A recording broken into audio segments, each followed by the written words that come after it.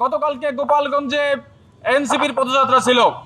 এই পদযাত্রার আগের রাত থেকে সন্ত্রাসী জঙ্গি আওয়ামী লীগ, ছাত্রলীগ, যুবলীগ মিলে রাস্তাঘাটে ব্যারিকেড দিয়ে, গাছ কেটে, বোমাবাজি করে এই প্রোগ্রাম বানচালের চেষ্টা করেছিল। কিন্তু প্রশাসন, পুলিশ, আর্মি সব নির্বিকার ছিল। তারা এই বিষয়গুলো জেনেও পর্যাপ্ত প্রস্তুতি নেয়নি। আইন শৃঙ্খলা পরিস্থিতি অবনতি হওয়ার সম্ভাবনা থাকলেও তাদের পক্ষ থেকে আমরা কোনো প্রস্তুতি দেখিনি।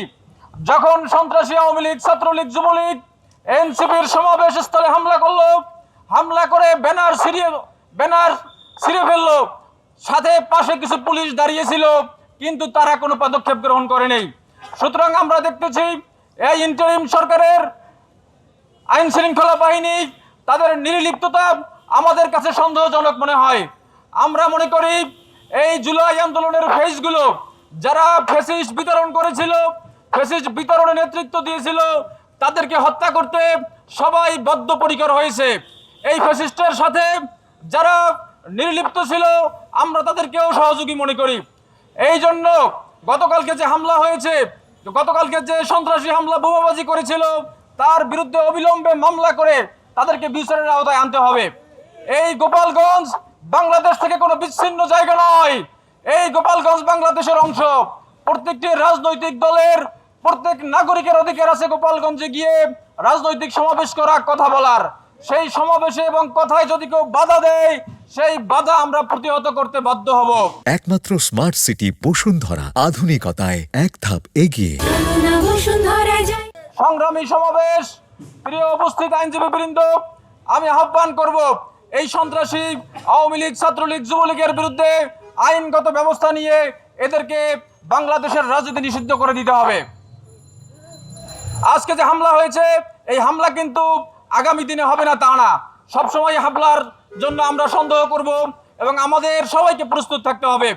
তাছাড়াও একটি বিষয় খুবই গুরুত্বপূর্ণ, সেটা হলো এই সুপ্রিম কোর্টের কিছু বিচারপতি, কিছু আইনজীবী এখনো কোর্টে বসে, এজলাসে বসে, বিভিন্ন জায়গায় বসে এই জুলাই বিপ্লবের বিরুদ্ধে কথা বলে যাচ্ছে।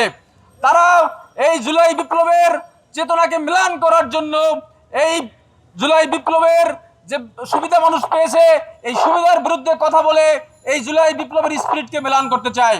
আমরা হুঁশিয়ার করে বলে দিতে চাই, কোর্টে বসে জুলাই বিপ্লবের বিরুদ্ধে কথা বলবেন না।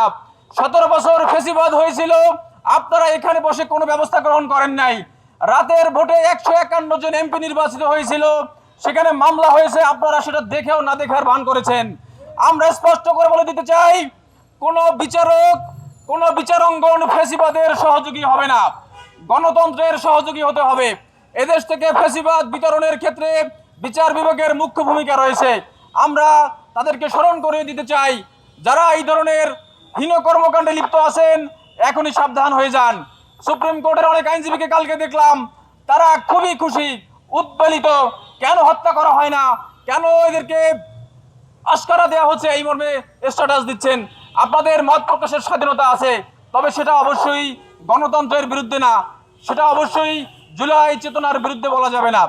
সংগ্রামী উপস্থিতি, সর্বশেষ একটা কথা বলতে চাই, এই আওয়ামী লীগের বিরুদ্ধে আন্তর্জাতিক অপরাধ ট্রাইব্যুনালে মামলা করে তার নিষিদ্ধের ব্যবস্থা করতে হবে, বিচারের মাধ্যমে নিষিদ্ধের ব্যবস্থা করতে হবে।